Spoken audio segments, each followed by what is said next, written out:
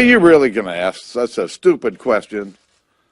Listen, they started this yesterday. It's all about funding. It's all about funding. Well, obviously, it's not about funding. The train was going twice the speed limit. Adequate funds were there. No money's been cut from rail safety. And the House passed a bill earlier this spring to reauthorize Amtrak and authorize a lot of these programs.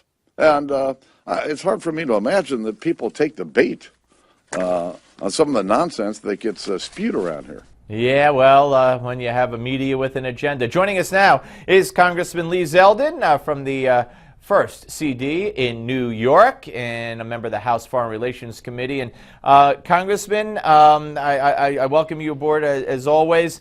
Trying to exploit, I hearken back to Stephen Israel, who you know very well. He's in the district right next to you, I believe. And he was just going on and on, about how it's lack of funding. This was yesterday. When you hear that kind of demagoguery regarding the deaths of 8 people and the injured who are, are in the scores right now, what do you say?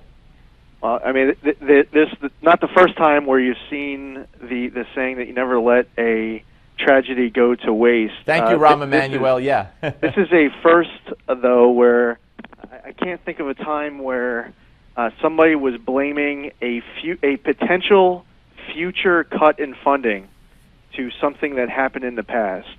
And it's bizarre. I mean, the train was traveling over twice the speed limit. The fact that it was going 106, 107 miles per hour, there's beyond human error and recklessness. It was a disaster which resulted in the loss of life and a lot of people injured. Unfortunately for congressional Democrats, they decided to, instead of spending the next day in mourning and keeping in our thoughts and prayers those who were critically injured, those who lost their lives, thinking about their families, talking about the need for an investigation to get to the bottom of it, and to talk about what we can do to prevent this from happening again. Instead, right away, they start blaming a potential future funding cut as to why lives were lost in the past.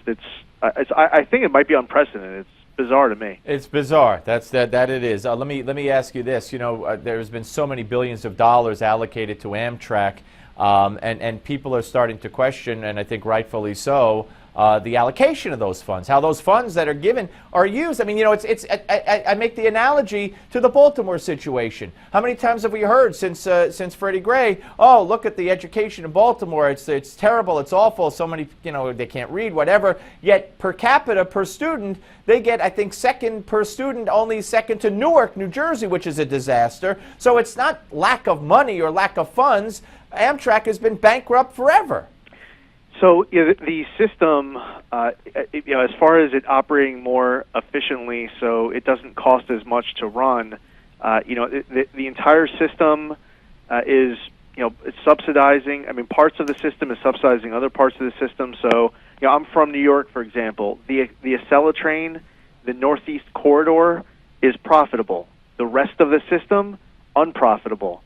And there are just inefficiencies. And in some cases, huge inefficiencies as you look at parts of the system where the money just isn't being made. So, having a discussion as far as how do we make anything in government operate more efficiently than it is today is a conversation that should not be criticized in such a condescending manner, where you're trying to pick up votes and win elections just because someone says that they're willing to have a conversation about how you can make something operate more efficiently. Is it a mistake for the government to run the railroads in this country? Well, my whole frame of reference, I really need to learn more about the rest of the system. I was on the Transportation Committee previously in New York State Legislature for 4 years. I'm on the Transportation Infrastructure Committee, as well as the Railroads Subcommittee in Congress. And the entire Northeast system, and I mentioned Northeast Corridor, the Acela train, everything's operating profitably in the Northeast. I would really need to learn more about whether or not there is important low-hanging fruit to turn things around across the rest of the country. Other people who have been in D.C. longer than I have and have been studying this for a while are advocating for a change in the way Amtrak is run.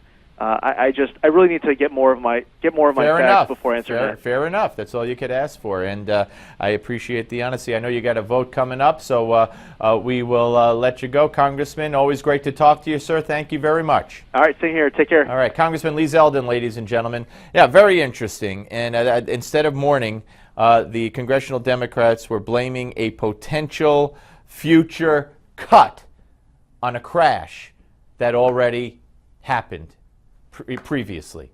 You figure it out. Sounds like Washington to me. We're coming up with Gimme 5. Don't go away.